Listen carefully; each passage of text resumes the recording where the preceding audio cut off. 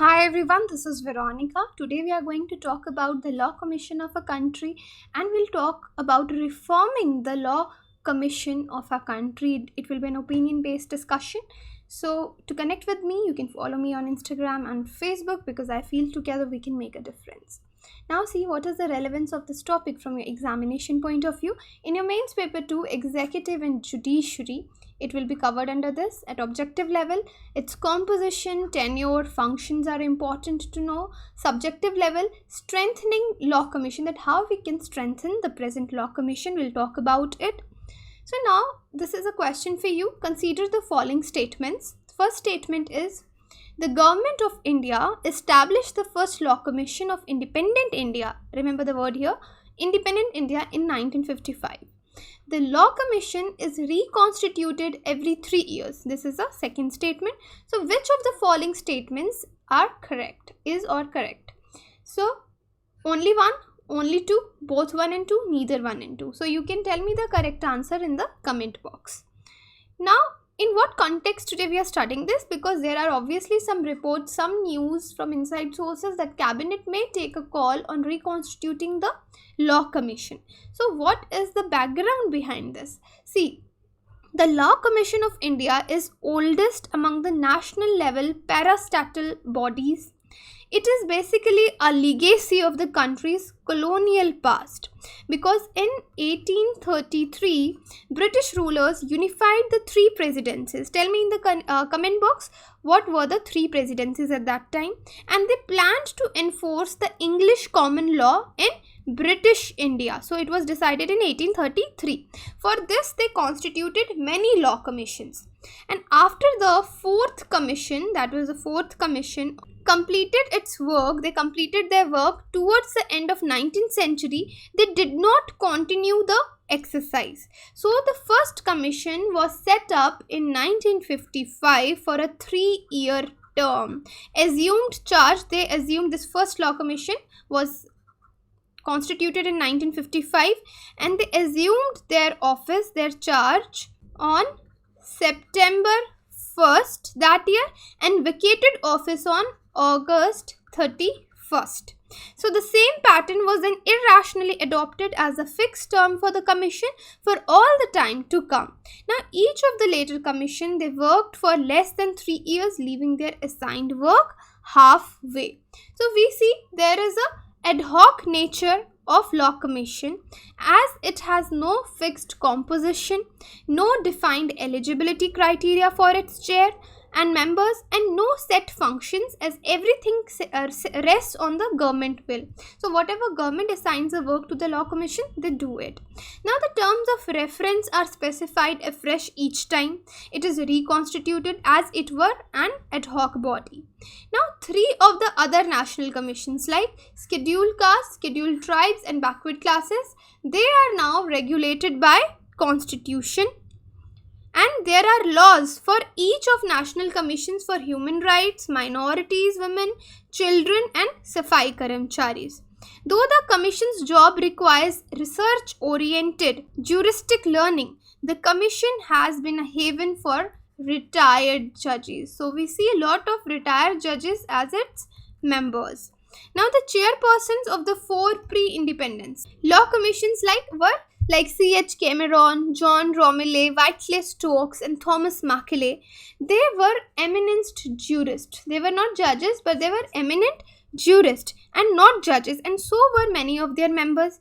Now, Independent India initially maintained the tradition of appointing distinguished jurists like M.C. Setalvad as chairman of its first Law Commission. So, first Law Commission chairman was jurist M.C. Setalvad as the chairman. Now the policy was later changed, and with the exception of K.V.K. Sundaram, the commission has always been headed by judges. Now members of the commission are also generally drawn from the judiciary itself, and the member secretary is always from the bureaucracy. So this is the thing, that the members are drawn from judiciary, but member secretary is always from bureaucracy. Now reports of the commission are generally written individually by members who are including chairman, and then it is placed before full commission for discussion and adoption. Now, few of the reports, I'll also show you them in different slides, that have been on the Hindu and Christian family laws, but none on the Muslim personal law, mostly because of backlash against the Hindu Commission. Now, what could be the way ahead? See, if the commission has to work without regard of extra legal and political consideration, it must have a governing statute. It should not be ad hoc or temporary. There should be defined powers, defined functions and responsibilities, and defined limitations also. And then we should try to put it under a parliamentary charter. And then it is, as I told you, it is a haven for retired judges. But we should try to appoint eminent jurists. And jurist could be a judge. Here I am not saying that judges should not be the members. Judges should be the member, but the criteria should move around the jurist. So a lawyer can be a jurist, and any person who may not be a judge can be a jurist, and as well as judge can be a jurist too. Jurist is the person who has immense knowledge about the theory of law. See, Law Commission right now in India is neither a constitutional body nor a statutory body. It is basically an executive body which was established by an order of Government of India. So its major function is to work for legal reforms. They do work for the legal reform. Talking about its history, see, law reform has been a continuing process in India from last 300 years or more than that. And even in ancient period when religious and customary law occupied the field, the reform process had been ad hoc, and this was never institutionalized through duly constituted law reform agencies.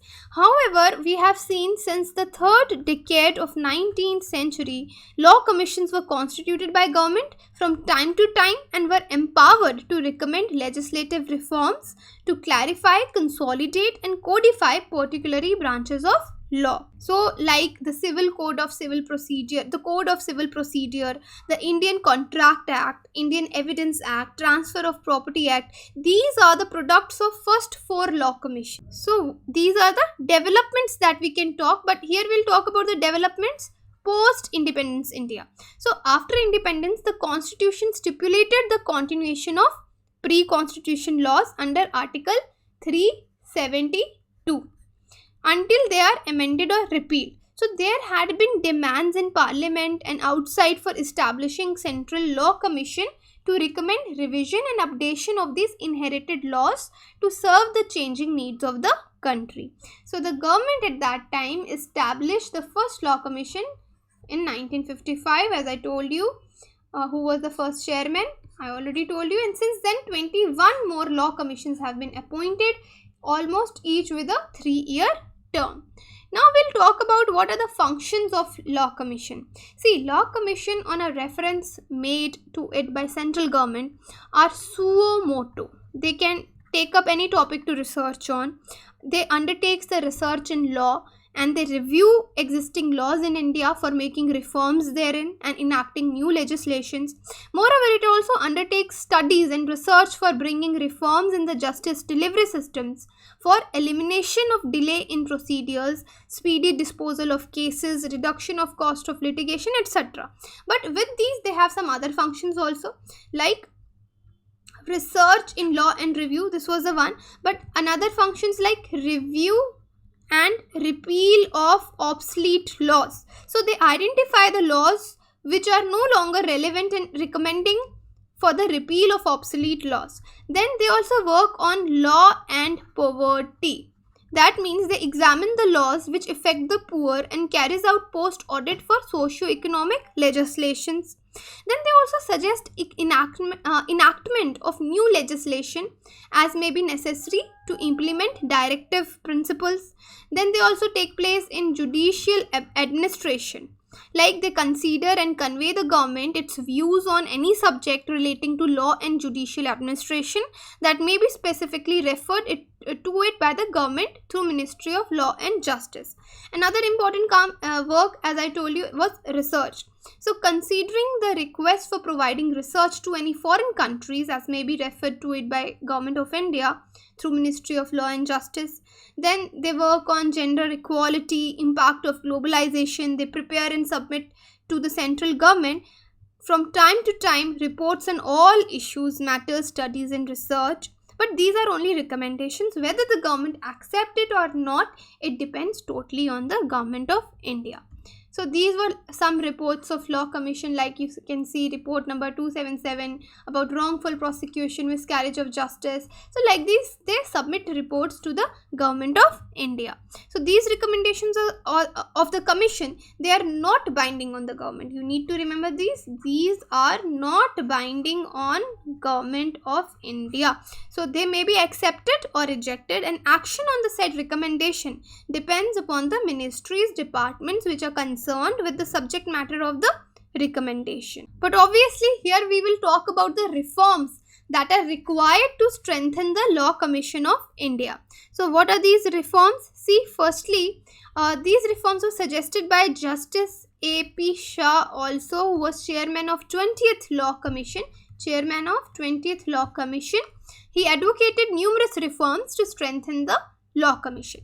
So first was about its statutory status, that it must be a statutory commission.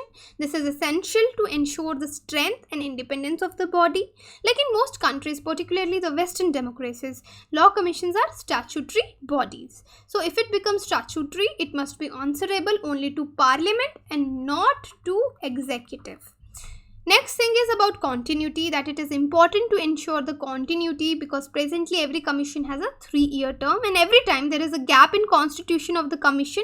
So the 3-year term of 21st Law Commission, it ended on 31st. So you see, a gap is always registered. So we need to remove this gap and make this body continue.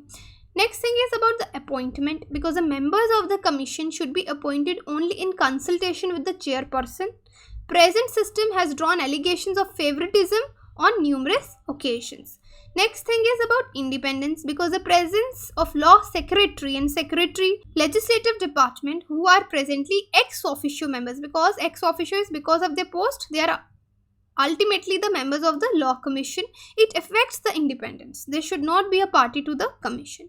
Next thing, important thing is about funding, because it needs sufficient funding, proper resources, tie-ups and law institutions, and more assistance and support. So these are the reforms I am suggesting you to write down in the answer. But if you know some more reforms, you can comment in the comment box. So this is all about today's lecture. Thank you. So this is the channel StudyIQ. If you're preparing for UPSC or any government exam, our pen drive and tablet courses are available. If you're preparing for UPSC CSE 2020, our pen drive course is available, where you can find 100% coverage of UPSC vast syllabus. Daily current affair updates will be available. Self-paced learning process is provided. This course has been prepared by top faculties of StudyIQ, and now you can purchase this course at Rs 625 per month only. For additional information, you can visit our site, and there are the phone numbers also given. You can call them and gain the additional information. You can connect with me for my video updates on Instagram and Facebook, because I feel together we can make a huge difference. For queries, you can even email me. Thank you so much.